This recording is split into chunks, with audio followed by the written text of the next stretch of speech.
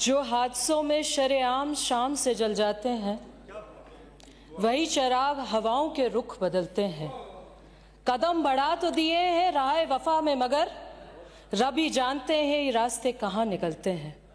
बुझे तो ऐसे बुझे हम कि राख भी ना हुए, बुझे तो ऐसे बुझे हम कि राख भी ना हुए, जले तो ऐसे जले जैसे आफताब जलते हैं। सभापति महोदय, मांग संख्या 52 और 53 पे आपने मुझे बोलने का अवसर दिया, आपका धन्यवाद करना चाहती हूँ। ब्रज क्षेत्र से आती हूँ, इसलिए प्रसिद्ध है वहाँ की होली। आप सभी को होली की शुभकामनाएं देना चाहती हूँ। रमज़ान के पाक महीने की भी मुबारकबाद देना चाहती हूँ। बड़ी अचंभे की बात है सभापति महोदय, जो 5 सितारा होटल में रहते हैं वो ग्रामीण विकास की बात कर रहे हैं। बड़े अचंभे की बात है, जिन्होंने 5 साल बेमिसाल दिखाकर 5 सितारा होटल में निवास कर लिया, वो एक गरीब व्यक्ति जो दूर ढानी में रहता है उसका दर्द कैसे समझेंगे। इस पे मैं अपनी व्यक्ति आपसे बात करना चाह रही थी। सभापति महोदय, आज बात हो रही है ग्रामीण विकास की, पंचायती राज की। इस सदन में जितने विधायक उपस्थित हैं मेरी एक बात से इत्तेफाक रखेंगे कि जब बात गांव की होती है, गांव में बसने वाले गांव वालों की होती है, उनके हितैष की होती है, तो सबसे महत्वपूर्ण महकमे में एक नागरिक होने के नाते, एक गांव में रहने वाले उस व्यक्ति की आज इस सदन में बात रखने पर यह कहना चाहती हूं कि पंचायती राज विभाग सबसे मजबूत कड़ी है। जनता की आवाज, आवाम की मांग और सरकार के बीच में अगर ये कड़ी तंदुरुस्त होगी, मजबूत होगी, तो जो गांव में बसने वाले लोग हैं उनको मजबूत करने का काम आपके और हमारे माध्यम से किया जाएगा। मैं सभापति महोदय आपके माध्यम से एक और बात रखना चाहती हूं। जिलों के नाम रखने से अगर जिलों का गठन हो जाता तो बात ही क्या थी। आपने जिलों का गठन कर दिया, नाम रख के उनको कर दिया आनन फानन में। कामा विधानसभा से मैं आती हूं, पंचायत समिति के वार्ड अगर आप देख लेते, कोई 10,000 का है, कोई 8,000 का है, कोई 9,000 का है, क्योंकि आपने राजनीतिक तरजीह को देते हुए जो आपकी राजनीति को, जो कांग्रेस माइंडेड राजनीति को एक तरीके से संवेदना देती थी, जो आपको सूट करता था, आपने उस हिसाब से किया। मैं इस सदन में माननीय मुख्यमंत्री जी का धन्यवाद करना चाहती हूं, जिन्होंने लोकतंत्र को मजबूत किया है, सशक्त किया है। 8 नई जिला परिषदें बनाई, 94 नई पंचायत समिति बनाई और 3,400 से ज्यादा नई ग्राम पंचायतें बनाने का काम किया है। मैं माननीय मुख्यमंत्री जी का आपके माध्यम से उनकी पूरी टीम को शुभकामनाएं देना चाहती हूं।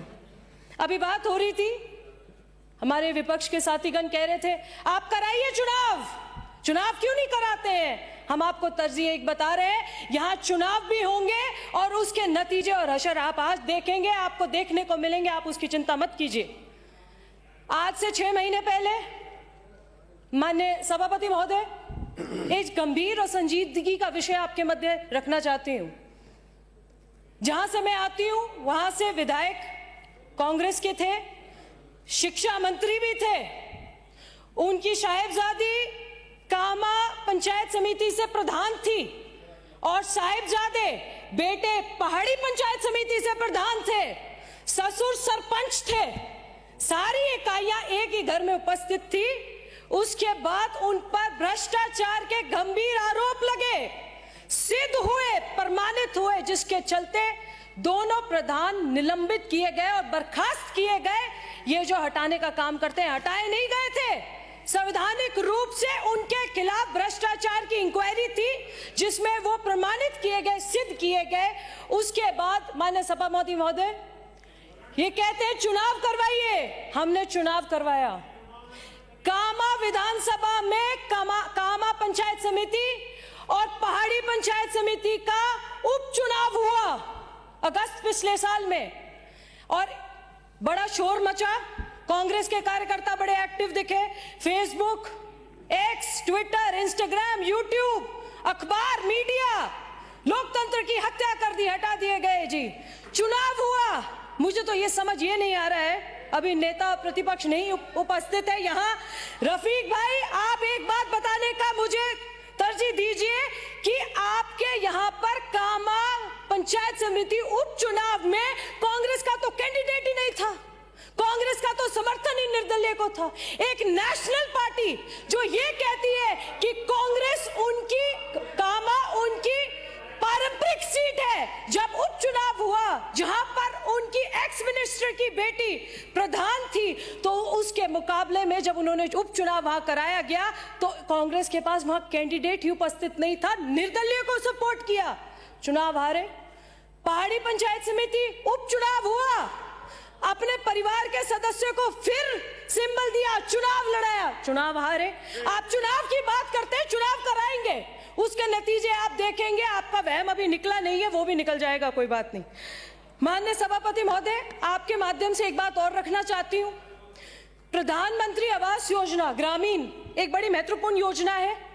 2019-20 में प्रधानमंत्री ग्राम आवास योजना में एक बड़ा घोटाला उजागर हुआ था। कामा ब्लॉक के लिए 2300 से ज्यादा आवास स्वीकृत किए गए थे, जिनके बजट भी आवंटन कर दिया गया था। पर उस वक्त केंद्र में हमारे रंजीता कोली जी सांसद ने एक मुद्दा उठाया था, जिसके बाद ये उजागर हुआ कि गलत जियो टैगिंग करके बिना आशियाने बनाए वो भुगतान कर दिया गया, जिसकी तरजीह पर 1000 से ज्यादा आवास ये उनके लिए जिनके मकान जर्जर हैं, जो कच्चे बस्तियों में रहते हैं, उन ग्रामीणों के लिए बनाया गया था, जिसमें इतना बड़ा घोटाला हुआ, जिसके बाद आज तक ये हालत है। माननीय सभापति महोदय, मैं आपसे निवेदन करना चाहती हूं, क्योंकि वो जांच चल रही है, आज भी वहां पर प्रधानमंत्री आवास योजना में कुल 3 आवास स्वीकृत किए गए हैं। मैं आपसे निवेदन करना चाहती हूं, इसको आप गंभीरता से लें। यहां पर हमारे किसान नेता माननीय किरोड़ी लाल जी उपस्थित हैं, किसानों के दिल में बसते हैं। मेवात विकास बोर्ड, मेवात विकास तरजीह से बहुत सारे गांव ऐसे हैं जो सम्मिलित होते हैं।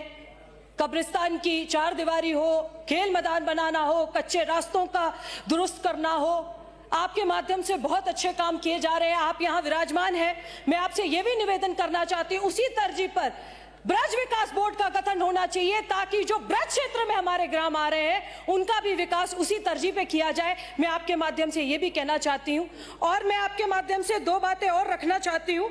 जहां ये डबल इंजन सरकार की बात करते हैं, स्वच्छ भारत अभियान, ग्रामीण स्वच्छता सेवा अभियान 2025 राजस्थान प्रथम, विकसित भारत संकल्प यात्रा 9000 से ज्यादा कैंप लगाए गए, देश में प्रथम। प्रधानमंत्री मातृ वंदना योजना रैंकिंग पोषण पखवाड़ा 2025 गतिविधियों में देश प्रथम।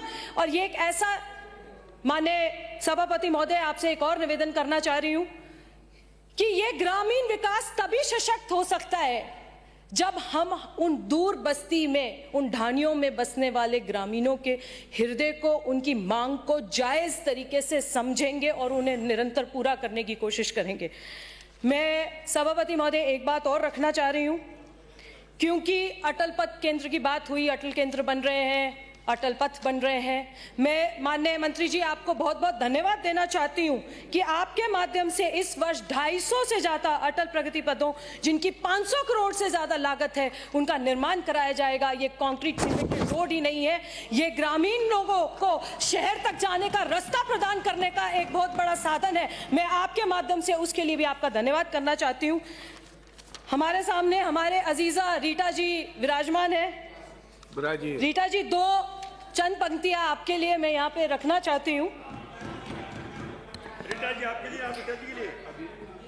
कभी शहरों से गुजरेंगे, कभी सहरा भी देखेंगे, हम इस दुनिया में आए हैं तो ये मेला भी देखेंगे। हमारी मुफलसी हमको इजाजत तो नहीं देती, मगर हम तेरी खातिर कोई शहजादा भी देखेंगे। तेरे अश्कों को तेरे शहर में कीमत नहीं, मेरे अश्कों को तेरे शहर में कीमत नहीं, तड़प जाएंगे घर वाले जो एक कतरा भी देखेंगे। मेरे वापस ना आने पर बहुत से लोग खुश होंगे, मगर कुछ लोग मेरे उम्र भर रास्ता भी देखेंगे। आपने मुझे मांग संख्या पे बात रखने का अवसर दिया, आपका धन्यवाद करना चाहती हूँ।